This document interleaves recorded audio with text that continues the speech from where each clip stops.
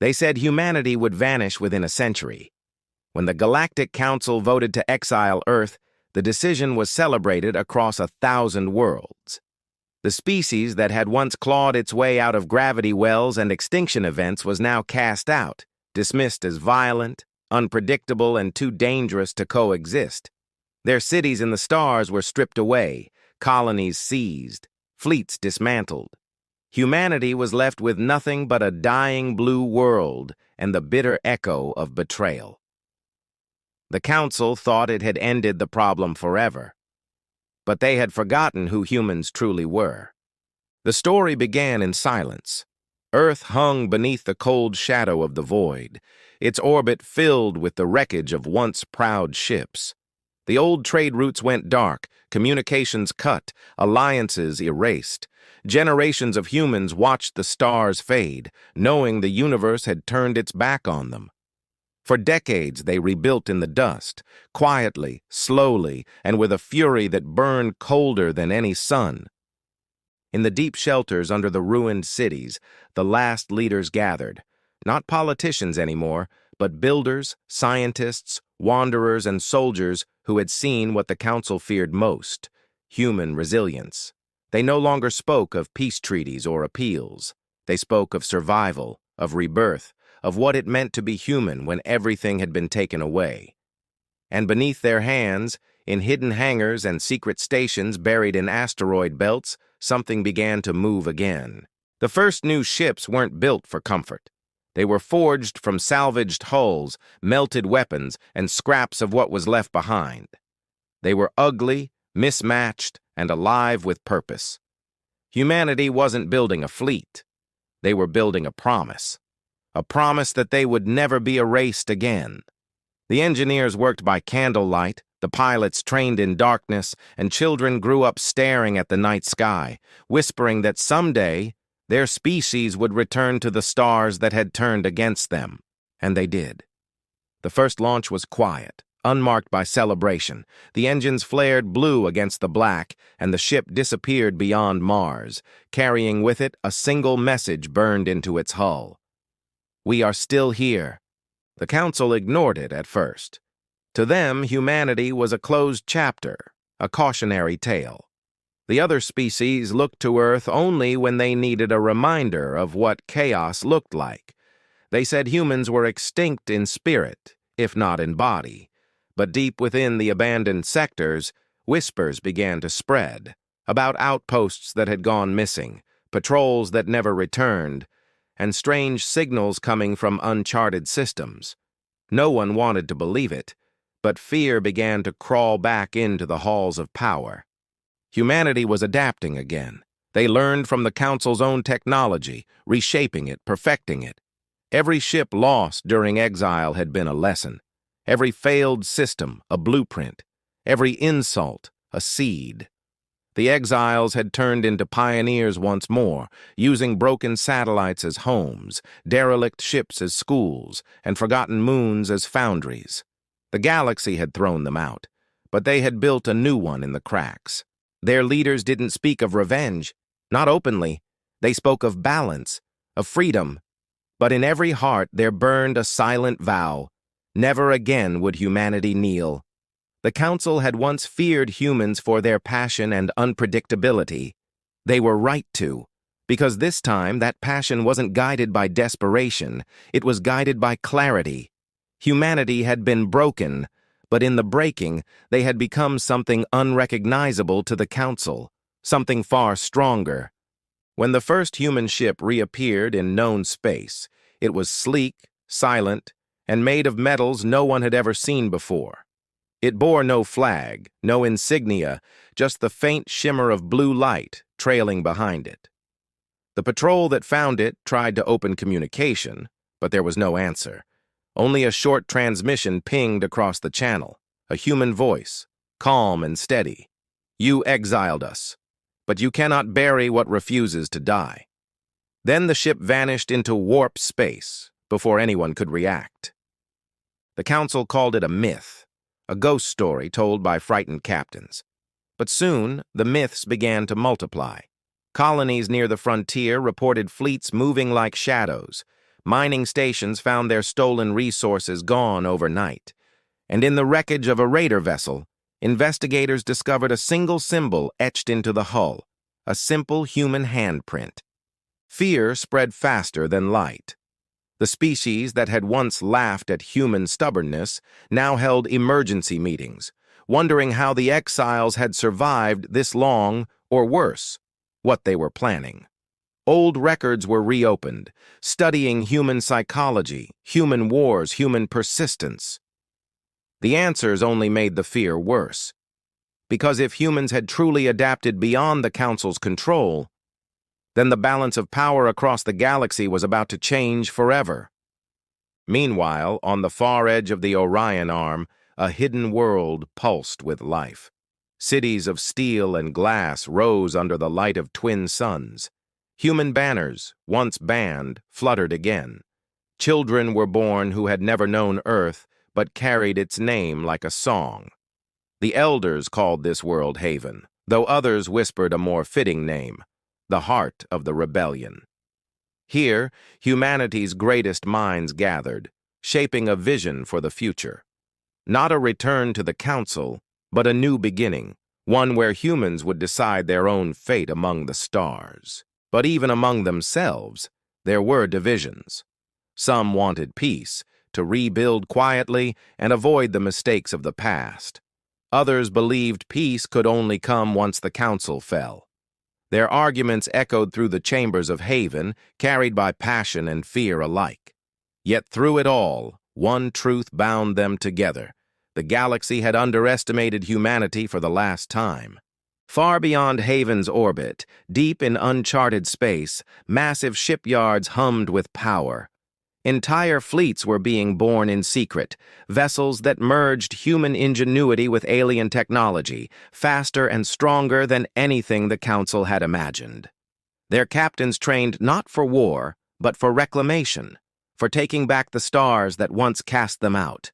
And as the first fleet prepared to move, a message pulsed through the void, bouncing from system to system, intercepted by terrified ears across the galaxy.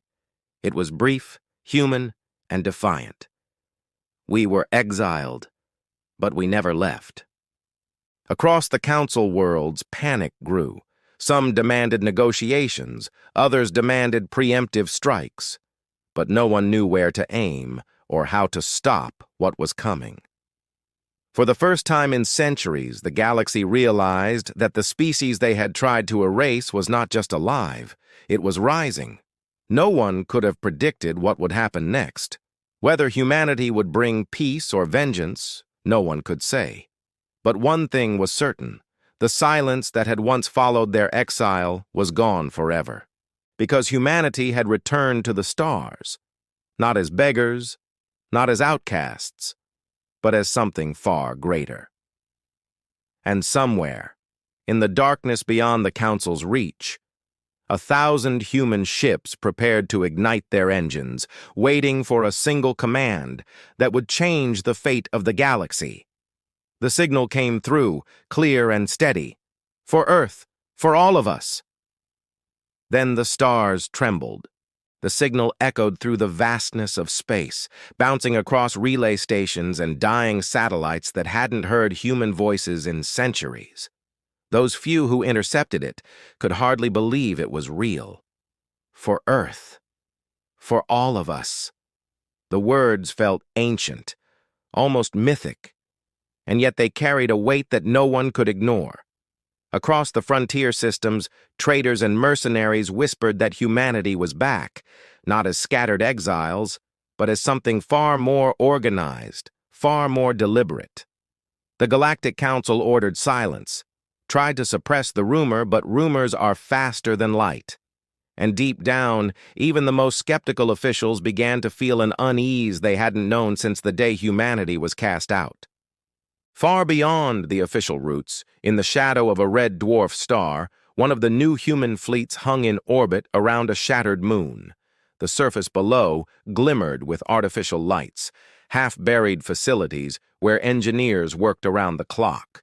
The ships were unlike anything seen before, part human steel, part alien alloy, fused together in a design both practical and hauntingly beautiful. The largest vessel, still unfinished, loomed like a dark mirror against the starlight. Inside, humans moved through its corridors with quiet determination, speaking in short, measured tones. They called it the Odyssey, a symbol of the long road humanity had taken through exile. Its commander stood by the viewport, watching the moon's broken horizon.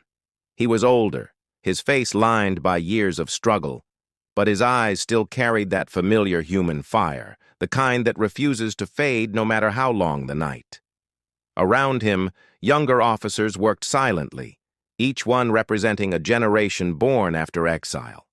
None of them had seen Earth, but every one of them carried its memory like a heartbeat. Outside, drones floated between shipyards, assembling hulls and laying new frameworks for the next fleet.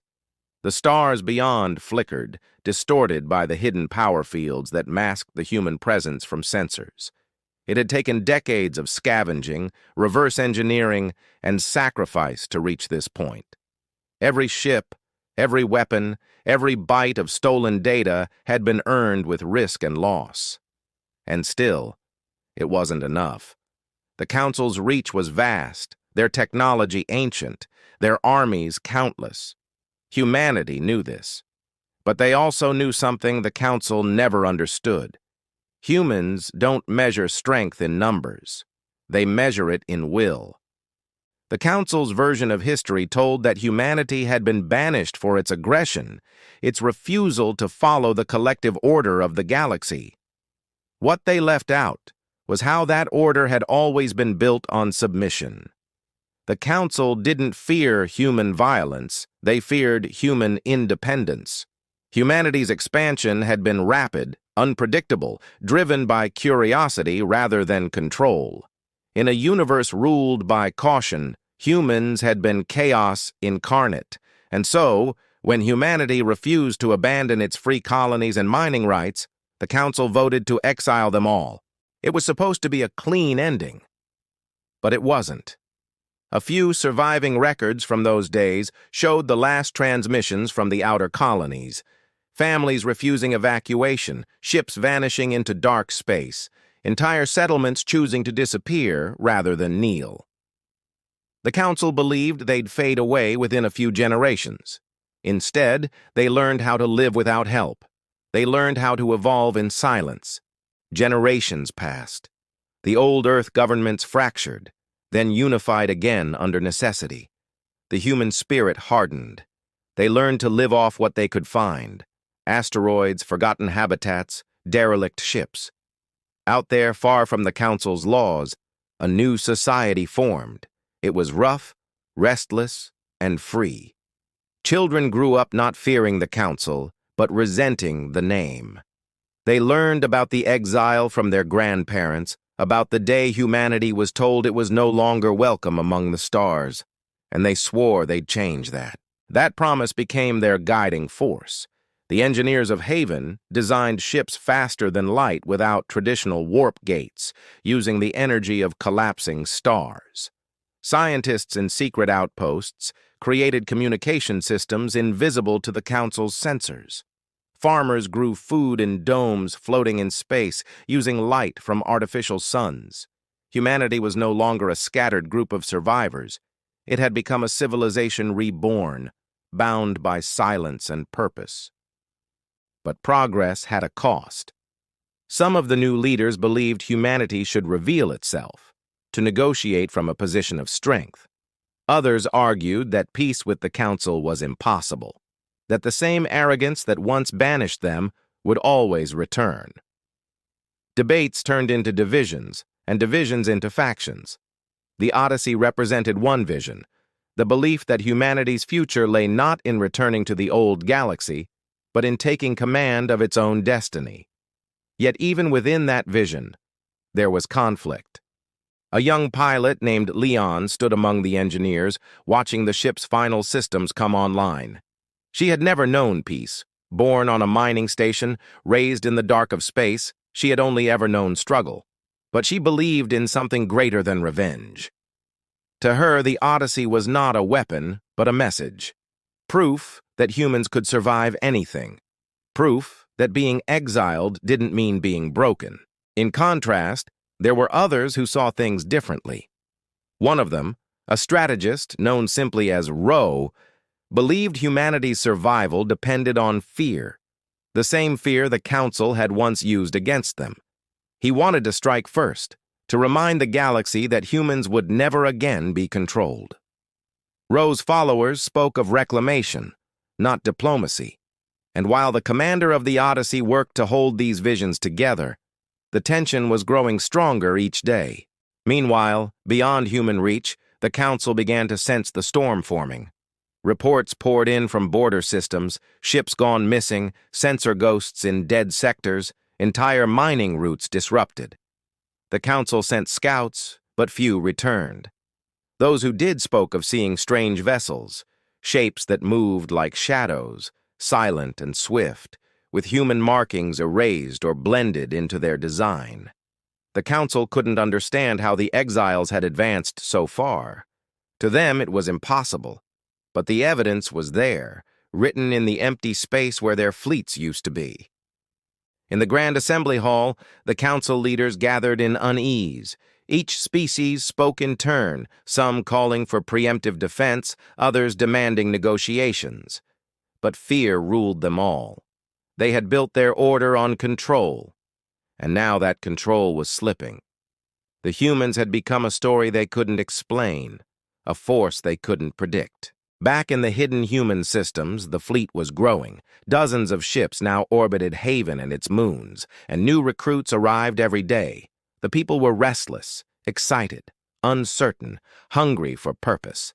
The commander knew that once the fleets moved, there would be no turning back. Whether it ended in freedom or annihilation, humanity was about to make itself known again. That night, he walked the length of the Odyssey's observation deck, the stars shining through the glass like scattered embers. The ship's engines pulsed quietly beneath his feet, alive, waiting. He looked out toward the distant cluster of lights where the Council's territory began, a place he had never seen, but had imagined 1,000 times.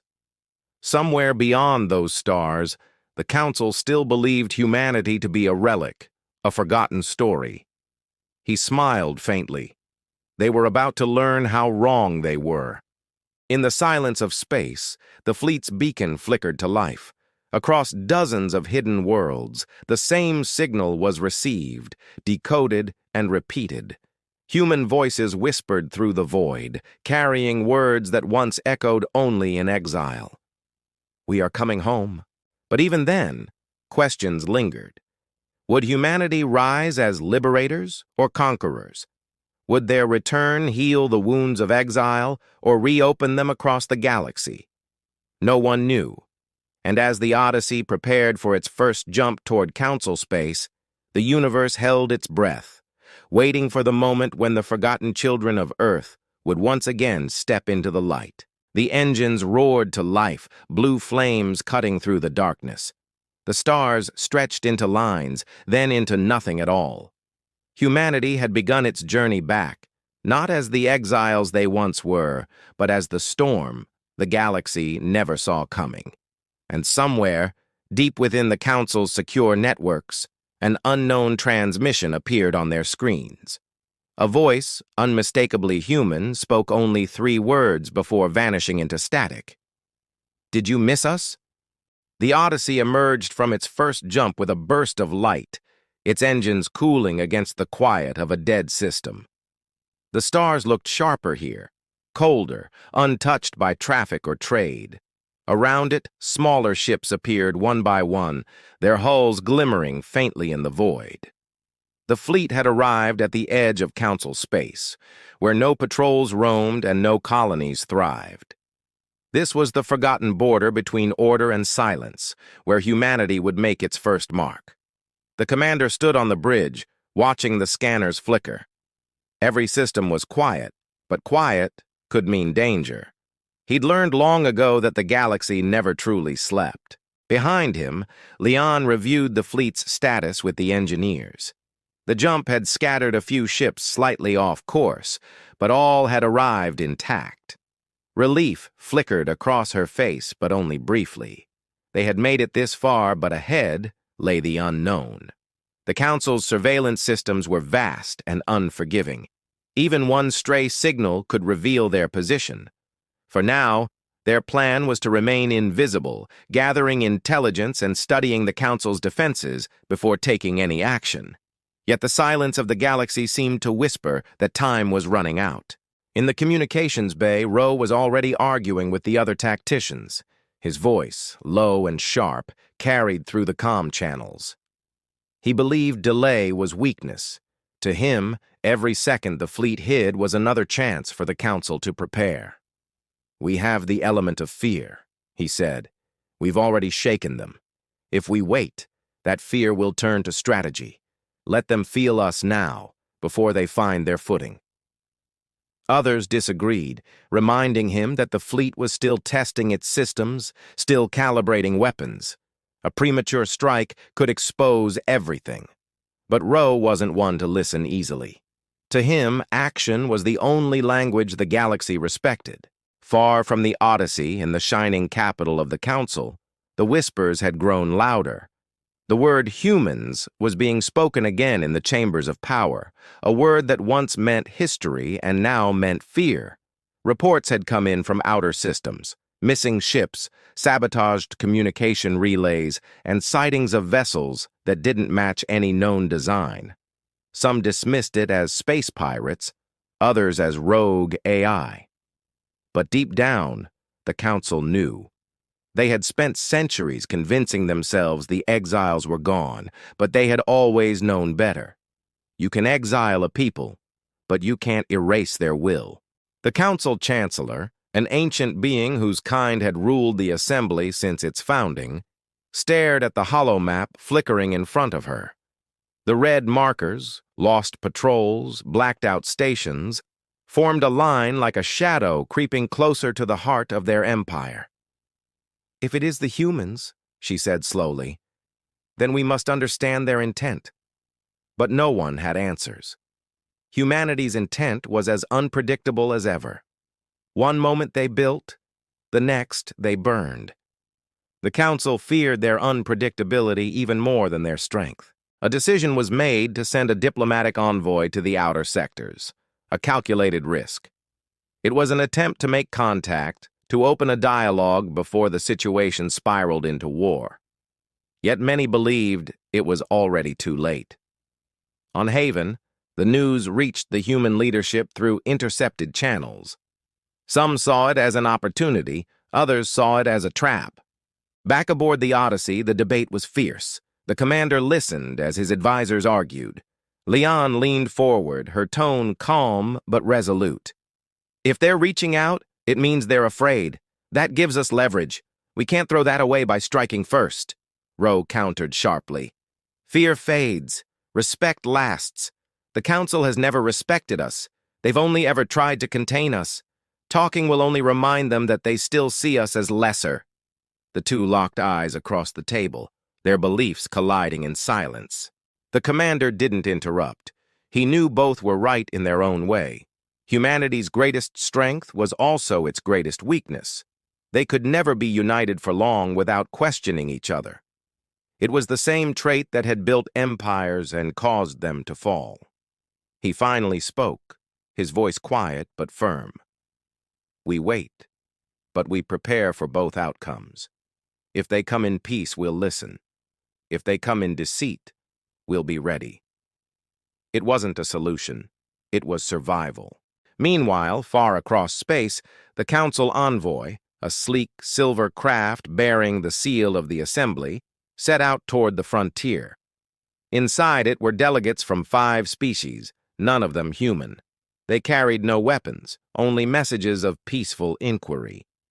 But hidden beneath the envoy's decks was a scanning array capable of mapping entire systems. The mission was not only to negotiate, it was to locate. Days later, as the envoy crossed into the abandoned border systems, their instruments began picking up faint traces, power signatures too faint for ordinary colonies. Then, As they passed near the wreckage of an old trading station, their sensors flickered. A distortion, a ripple in space, like a mirage. The pilot frowned, trying to recalibrate, when suddenly the distortion moved. Before they could react, the stars ahead shifted and a shadow emerged. It was the Odyssey. The Envoy's crew froze. The ship filled their view, massive and silent, its hull reflecting no light. It didn't broadcast any signals, no identification code, nothing that marked it as friendly or hostile. Just that familiar human silence, heavy and deliberate. A transmission cut through the void, crisp and direct. Council vessel, you are in restricted space. State your purpose. The envoy hesitated. The lead diplomat leaned forward, her voice trembling slightly. We seek dialogue, to re-establish peaceful contact with the human exile communities. A pause followed. Then the reply came. Cold. Precise. There are no exiles here. Only humanity. The transmission cut off. The Odyssey didn't fire, didn't advance, but it didn't move away either. The envoy waited for hours, caught between fear and awe. Then, as suddenly as it appeared, the human ship vanished, leaving only silence behind. The delegates looked at one another, shaken. It was clear now. The humans were no longer asking for permission to exist. Back on Haven, word of the encounter spread quickly. Some celebrated it as proof of strength. Others feared it would trigger war.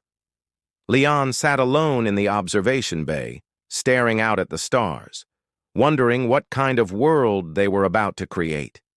She believed in humanity's right to stand again, but she also feared what would happen once they did. Would they become the very thing the Council had accused them of? Would survival turn into conquest? Her thoughts were interrupted by a quiet transmission from the outer fleets. The signal was fragmented, but the message was clear. Unidentified forces were moving toward the hidden systems. Someone had traced them. Someone knew. The commander called for immediate readiness. Engines powered up, defenses activated, fleets repositioned. The Council had found their trail faster than expected, or perhaps someone within had helped them. Rose's voice came through the comm, cold and certain. I told you waiting would cost us. Now they'll come with fleets, not words. The commander didn't answer. He was already watching the tactical display, where distant signals began to flicker closer. Leon stepped beside him, her expression steady. They'll think this is war, she said. He nodded slowly.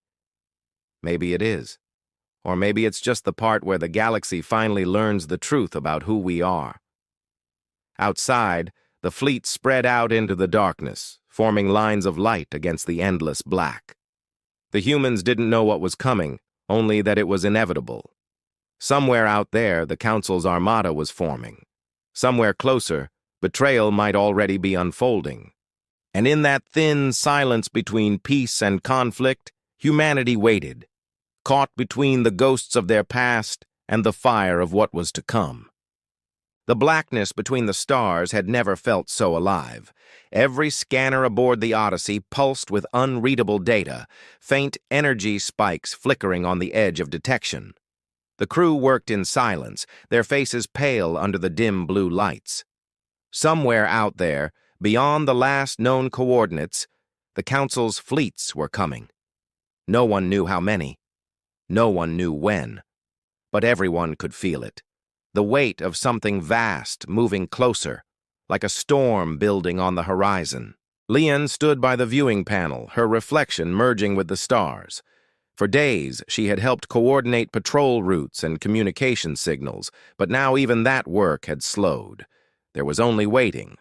Waiting for the moment everything would change. The quiet tension spread through the ship like static, every whisper and footstep echoing louder than it should. She glanced toward the commander, who stood unmoving at the bridge's center. His gaze was fixed on the tactical display where dozens of red dots had begun to appear, small at first, then multiplying. The Council fleet had entered the border. Reports poured in from human outposts scattered across the outer systems. Satellites went dark. Relays stopped transmitting. The enemy was advancing in formation, cautious but relentless. The commander's voice broke the silence. "Signal the fleet. All units prepare for relocation pattern Sigma." Around him, officers moved quickly, transferring coordinates, syncing jump drives. The humans wouldn't face the Council head-on, not yet. They couldn't afford to. Every ship was precious, every life irreplaceable.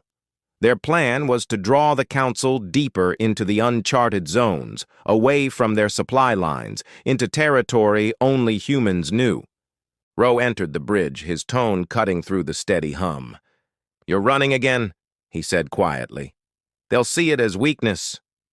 The commander didn't turn. "They'll see it as strategy." Ro stepped closer, his voice sharper now. "Strategy doesn't inspire people. Defiance does. If we keep hiding, the galaxy will believe the Council was right about us all along, that we're cowards, scavengers, nothing more." The tension between them was almost tangible. For weeks their disagreement had simmered, but now, with the enemy closing in, it threatened to break. Leon watched in silence. She understood both sides. Ro wanted to strike first, to make the galaxy remember humanity's fire. The commander wanted to win, not just survive, but win in a way that proved something larger, that humanity had grown beyond vengeance. Both carried truth, and yet both paths seemed to lead to destruction. An alarm broke through the argument. The tactical screen flashed crimson. A forward scout ship had been intercepted. The transmission came through, broken by static and panic. "Multiple vessels. Council identification confirmed. Closing fast. Unable to—" The signal cut off. Silence filled the bridge again. Then, faintly, a new echo appeared on the radar. Dozens of Council ships moving in precise formation, closing from 3 directions. "They've found us," Leon whispered. The commander's voice was calm, but hard. "All ships, initiate diversion protocol. Scatter and regroup at Haven fallback coordinates." Engines roared to life. The Odyssey turned sharply, its hull gleaming faintly as it accelerated toward the shadow of a gas giant. Smaller human ships peeled away, disappearing into the void. The fleet broke apart like shards of light. Within minutes, the region was empty. To anyone watching, it looked like retreat. But to the humans, it was the first move of something far larger. In the Council's command vessel, the Chancellor observed the readings with cold precision. "They're fleeing," one of her officers said. She didn't answer. The patterns were too deliberate, too human. She knew this wasn't panic. It was a lure. "Continue pursuit," she ordered, her voice steady. "But maintain distance. The humans are never what they appear." The fleet obeyed, advancing slowly into the black. Back on the Odyssey, Leon moved through the corridors, the ship trembling with each jump. Crew members worked quickly, sealing compartments, adjusting shields, preparing for whatever came next. She passed the observation bay, where a group of younger recruits stood staring at the stars. They were frightened, but there was also something else. Excitement. A quiet belief that they were part of something history would never forget. For the first time in generations, humanity wasn't hiding from extinction. It was facing its destiny. Hours passed. Then, without warning, the lights flickered. The engines groaned. The commander's voice came through the intercom. "All hands, brace for turbulence." The stars outside stretched and twisted as the ship dropped out of warp. Too soon, too violently. The Odyssey shook, alarms blaring.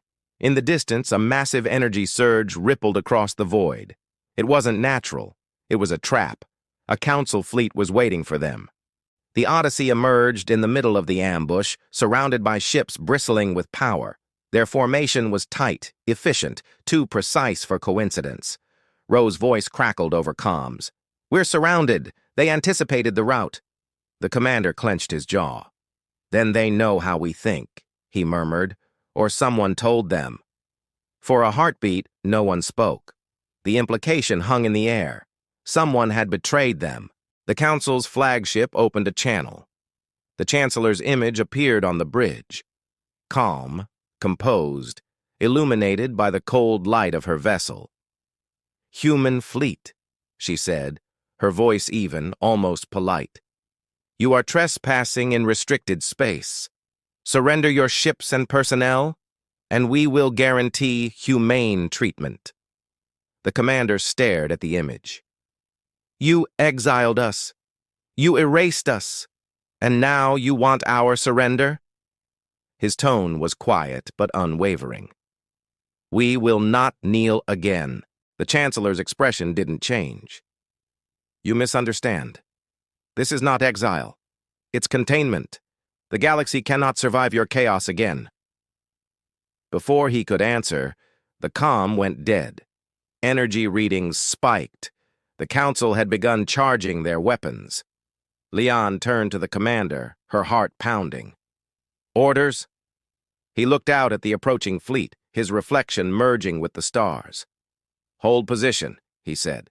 "Let them come." The first wave struck, precision beams of light cutting through the void. The Odyssey's shields flared, shaking under the impact. The crew held fast, returning fire only once, deliberately, measuring the Council's strength. Then they dropped back into the shadow of the gas giant, using its magnetic field to mask their signature. The battle wasn't about winning. It was about learning. Every movement, every weapon, every timing mattered. The humans recorded everything. Across the system, smaller human ships were doing the same, testing, retreating, vanishing again. It wasn't chaos. It was a pattern, a trap of their own making.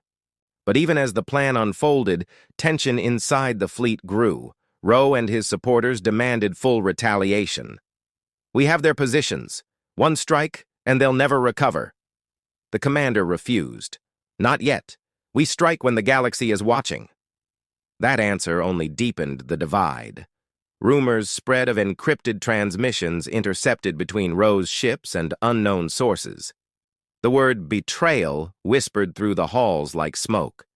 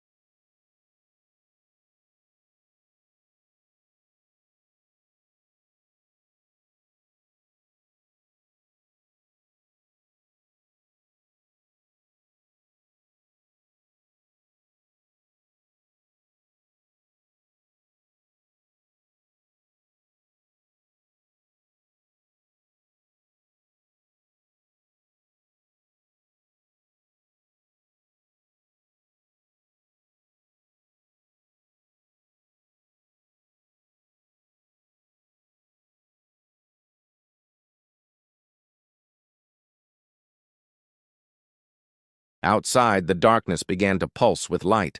The Council fleet moved into attack formation, preparing to fire. Inside the Odyssey, the engines screamed to life. The crew braced themselves as energy built beneath their feet, rattling every bolt and beam. Leon gripped the console, her pulse matching the rising hum of the core. Then, just before the Council's weapons fired, the Odyssey and its fleet ignited in a flash of blue and vanished into the storm. And as the nebula swallowed them whole, the galaxy held its breath, watching the moment that would either mark humanity's final disappearance or the beginning of something far greater.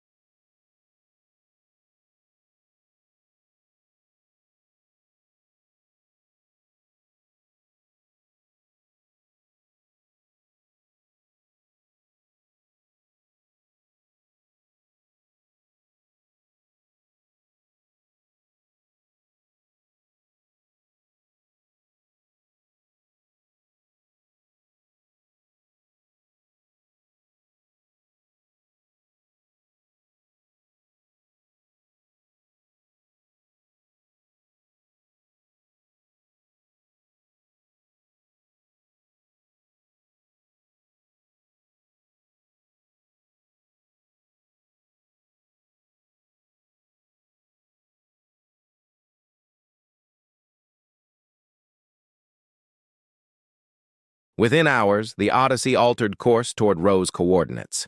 The nebula thickened around them, lightning flashing so close that it rattled the ship's hull. As they neared the structure, readings began to spike, energy levels beyond anything their systems could classify. It wasn't just active, it was alive. Rho's ship was already docked near one of the structure's openings. When the Odyssey arrived, a docking bay extended automatically as though it recognized them. The commander ordered a small team to suit up. Leon volunteered without hesitation. She wanted to see it for herself.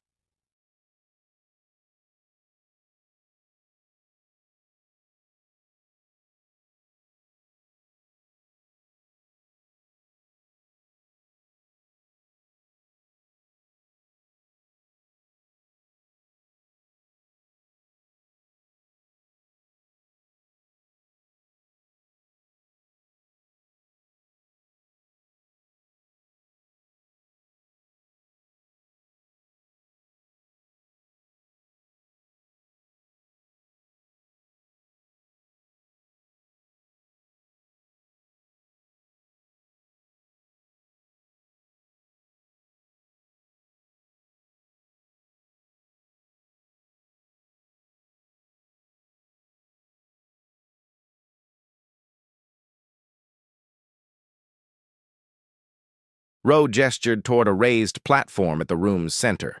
On it, faint holographic symbols hovered in the air. That's what I'm trying to find out. But there's more.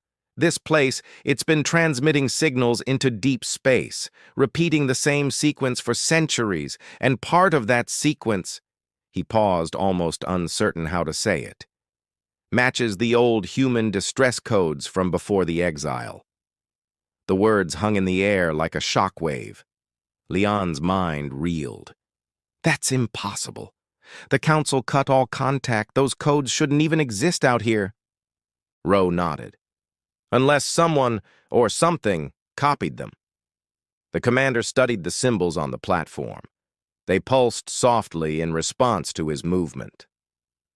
Whatever this place is, it's reacting to us, he said, almost like it recognizes our presence. As if answering him, the lights in the chamber brightened. The walls rippled with a low vibration, and the holographic symbols shifted into a new pattern. A sphere of light formed in the air, spinning slowly. It projected a map, stars, constellations, and among them the unmistakable shape of the Milky Way.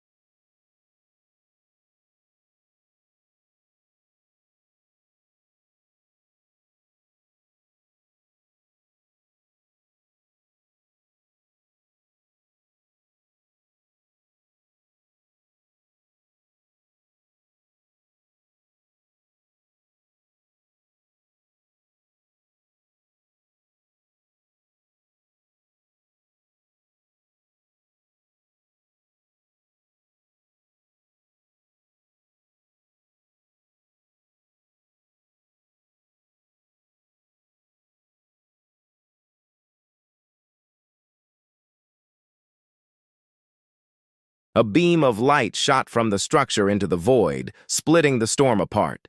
For a brief moment, every ship, human and council, was caught in its glow.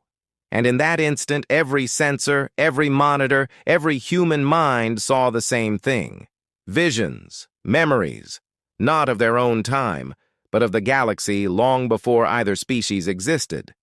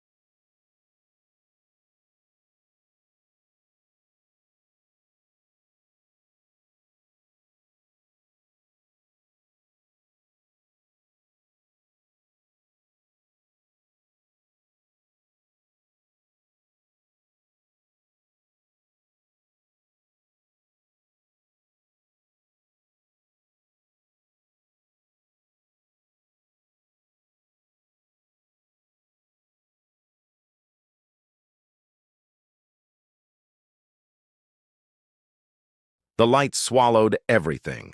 For a heartbeat, it felt like the universe had stopped breathing. The Odyssey spun helplessly as the storm collapsed inward, dragging ships, human and council alike, into the center of the explosion. Every screen went white. Every system screamed failure. Then, just as suddenly, it was over. The light faded, and silence filled the void. Leon was the first to move. Her vision cleared, and she realized she was still alive. Around her, the crew groaned, systems flickering weakly back to life. But something was wrong. The nebula was gone. The raging storm that had swallowed them minutes ago had vanished completely. Outside, space was calm, too calm. The stars looked unfamiliar, and the readings made no sense. "Commander," she said quietly, "we're not where we were." The commander looked at the navigation panel. His throat tightened. The coordinates weren't just different, they were impossible. They weren't anywhere near council space anymore. In fact, the charts showed they weren't in any known region at all.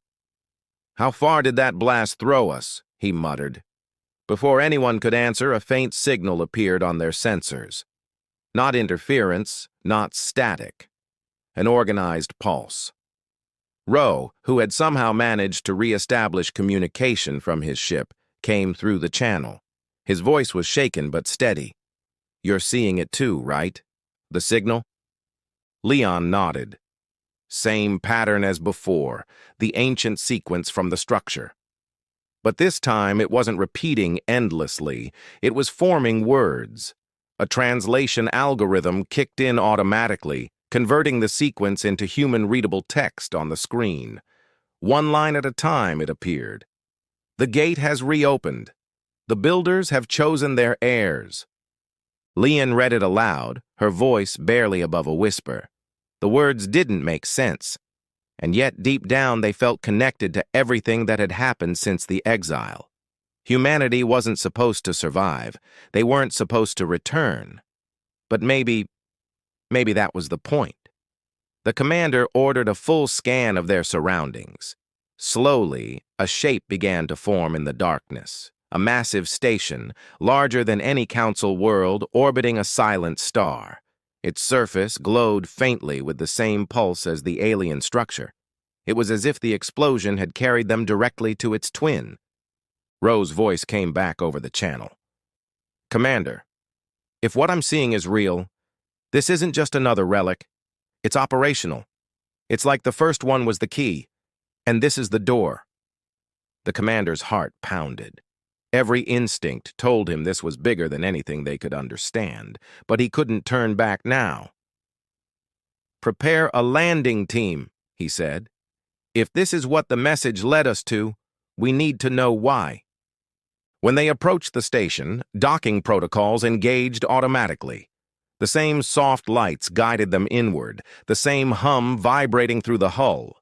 But this time, when the doors opened, something was waiting for them. In the center of the vast chamber stood a figure, tall, radiant, not entirely physical.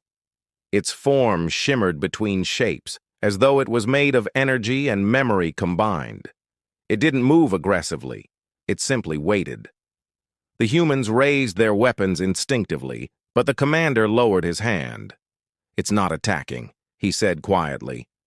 "It's communicating." The figure's voice wasn't sound. It was thought. A wave of calm spread through their minds, followed by words that felt ancient and familiar all at once. "You have returned." Leon stepped forward.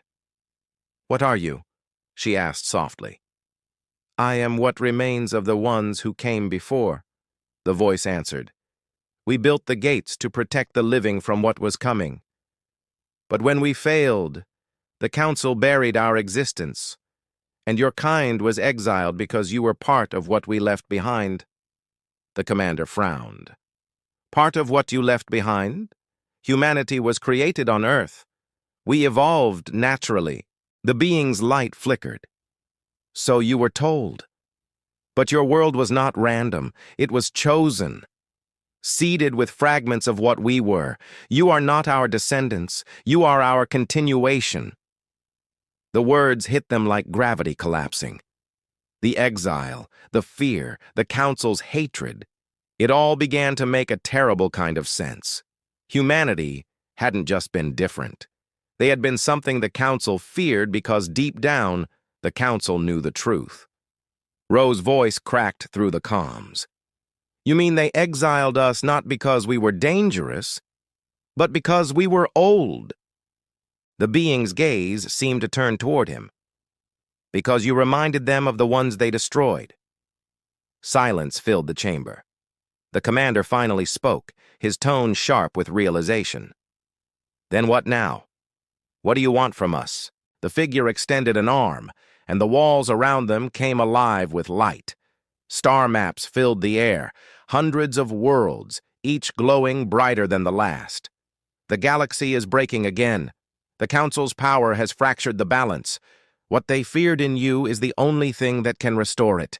You carry the inheritance of the Builders, their will to create and to endure." Leon felt her pulse quicken. "You want us to fight them?" The being's tone softened. "I want you to choose. The gates can open every world, every system. You can reclaim what was taken, or you can destroy it all. The choice is yours, and it will shape the next age of the stars." Before anyone could respond, the station began to tremble. Systems flared red as a new signal flooded the chamber.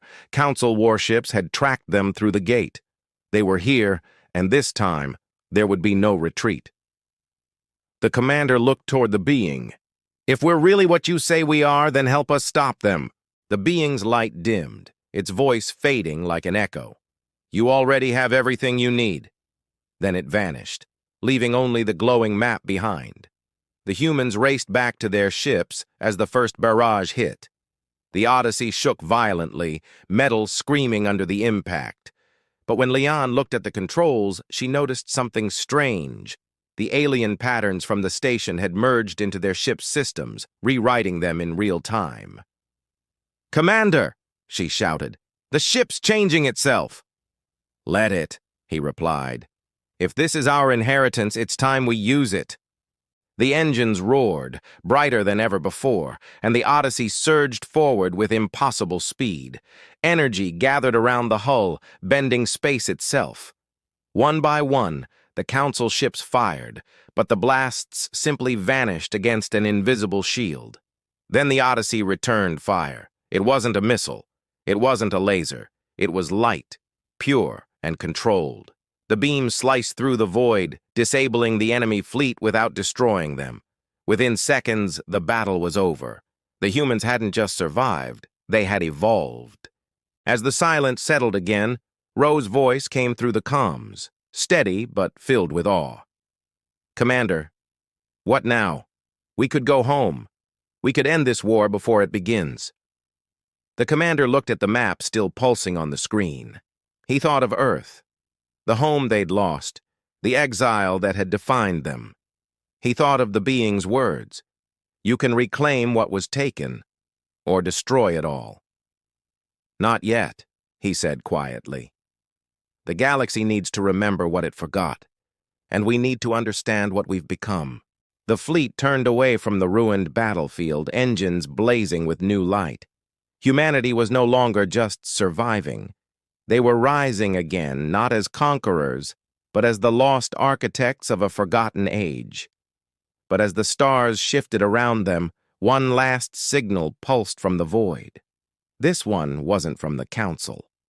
It came from the far edge of space, beyond even the oldest maps. A single message, in the same ancient code. We are awake. The commander's breath caught. He turned toward Leon. Who sent that? Her hands trembled as she checked the readings. I don't know, she said softly. But it's not us. Outside, a new light appeared, distant, faint, and growing brighter by the second. Humanity had unlocked the truth of their past. But somewhere out there, something else had awakened with them, and the galaxy, once again, held its breath. For a long moment, no one spoke. The signal from the edge of the galaxy echoed across every ship in the fleet, faint but undeniable. The crew of the Odyssey stared at the screen where those 3 words still glowed. We are awake. It was impossible to tell who had sent it, or what it meant, but everyone felt the same chill run through them. The commander's gaze stayed locked on the coordinates that followed the message. It was far beyond known space, deeper than even the Council's most distant charts. Whatever had stirred out there had been waiting a long time. The commander turned to Leon. Send a probe, he ordered quietly. No transmissions, just observation. She nodded and got to work, her hands moving quickly over the console. The probe detached silently, its engines lighting up for a moment before fading into the dark. As it vanished into the void, the commander exhaled, his voice softer now. Let's hope we're ready for whatever answers it brings. For the first time in years, humanity wasn't running anymore. The fleet gathered in formation, ships drifting in calm unity. Repairs began, power systems stabilized, and communication returned between vessels that had been scattered through the chaos. The faces on the screens looked weary, but they carried a quiet strength. Against all odds, the exiled species had survived again, and not through luck, but through will. Roe's image appeared on the display, his voice steady. The Council ships are retreating. They've gone completely dark. No transmissions, no pursuit. It's like they're afraid. Maybe they should be, Leon said, glancing at the data coming in from the ship's evolving systems. They saw what we became out there. They won't risk another fight, not until they understand what we found. But the commander shook his head. They're not afraid of us. They're afraid of what they saw when that structure activated. They knew more than they ever told anyone. There was truth in his words. The Council had hidden too much, about humanity, about the builders, and about the war that had erased them. Now, that silence was cracking open. The humans had not only uncovered the secret, they had become part of it. Over the next few days, the fleet drifted near the ancient station, while engineers and scientists worked around the clock. The strange technology had merged seamlessly with their own, rewriting systems, enhancing capabilities, but without any sign of hostility. It was as if the machines recognized their new users. Leon studied the core data of the merged systems and found something she hadn't expected, a hidden file buried deep inside the alien code. When she decrypted it, a recording flickered to life. It showed the builders, tall, luminous beings, standing on a world bathed in golden light. Their voices were calm, sorrowful. To those who awaken after us, the message said, know this, we were not gods. We failed, but in you, we planted the will to endure. Carry that forward and learn from our end." The image faded, leaving the room silent. The commander stood there for a while before speaking. "They didn't build the gates to rule," he said. "They built them to save what came after." Ro's voice came over the comms again. "Commander, the probe just sent its first images back." The main screen flickered, showing a distant world, black against the stars, but faint lines of light pulsed across its surface. Then something moved. A structure, massive and slowly awakening, turned toward the probe. Before the signal cut, a final flash showed another fleet, ships that weren't council or human, but shaped from the same glowing material as the ancient constructs. Lian whispered, "So they're not gone after all." The commander studied the last frame. The unknown ships didn't seem hostile. They just seemed aware. "Maybe they were waiting," he said quietly, "for proof that their legacy didn't die with them." The fleet remained on high alert, but no attack came. Instead, the alien world pulsed once more, sending a new signal through the void, gentle, rhythmic, like a heartbeat. The pattern matched the one from the builder's message. It was an acknowledgement, not a threat. For the first time in a long while, humanity wasn't standing alone in the dark. Days turned to weeks as the humans rebuilt. The Odyssey became the center of a growing alliance of survivors, scientists, engineers, explorers, all working together to understand the ancient inheritance they had awakened. The Council's fleet stayed distant, watching but silent. Perhaps they were rethinking their arrogance, or perhaps they were waiting for a chance to strike again. Either way, the balance had shifted. Humanity had gone from outcasts to something the entire galaxy could no longer ignore. One evening, Lian stood by the observation deck staring at the stars. The commander joined her quietly. The nebula that had once trapped them was gone, replaced by an endless sea of calm light. "Hard to believe," she said softly. "Not long ago, we were running for our lives." The commander nodded. "Now we're standing at the edge of something bigger than any of us ever imagined." She turned to him. "What if the builders aren't just out there? What if part of them is still in us? The way the systems adapted, it felt almost like recognition." He smiled faintly. "Maybe that's the real reason the Council feared us. Not because we were dangerous, but because they knew we might one day remember what we truly were."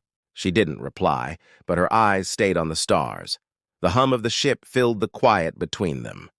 When the final report came from Ro's fleet, it confirmed what they had all suspected. The energy readings near the alien world were stabilizing, forming corridors through space, gateways, similar to the ones the builders once used. Humanity now had access to routes across the galaxy that no Council technology could reach. For the first time since the exile, they had freedom. At the next fleet meeting, the commander addressed every ship. "For generations, they told us we didn't belong. They cast us out, erased our history, and feared what we might become. But we've seen the truth. We were never meant to fade away. We were meant to rebuild what was lost. We carry the memory of those who came before, and the responsibility to make sure the galaxy doesn't repeat its mistakes." He paused, scanning the faces on the screen. Men and women who had once believed their future was gone. "We'll return to the stars, not as conquerors, not as the Council's outcasts, but as what we've always been, human, builders, survivors, dreamers." The cheers that followed filled every ship in the fleet. Hope, real, unshakable hope, had returned to them. Weeks later, when the Odyssey finally began its journey through one of the new gates, Lian looked back at the alien world one last time. The light from its surface shimmered gently, as if watching them go. She thought of the message from the builders. Learn from our end. Maybe that was the true legacy humanity was meant to carry. The stars stretched and blurred as the gate activated. The Odyssey crossed the threshold, engines humming with new life. Beyond the shimmering horizon, countless worlds waited, some forgotten, some never touched. The exile was over. But just before the light consumed the ship, another signal flickered across the console. It was faint, almost hidden, but unmistakable. A voice, distant and echoing, whispered through the static. "Welcome home." The commander smiled as the stars folded around them. Humanity had come full circle, from exile to rebirth, from fear to discovery. And though the galaxy still held its secrets, one truth had become unshakable. No matter how far they were cast out, no matter how impossible the odds, humanity refused to die. They endured. They adapted. They became the light that would guide the next age of the stars. And this time, the galaxy would remember their name.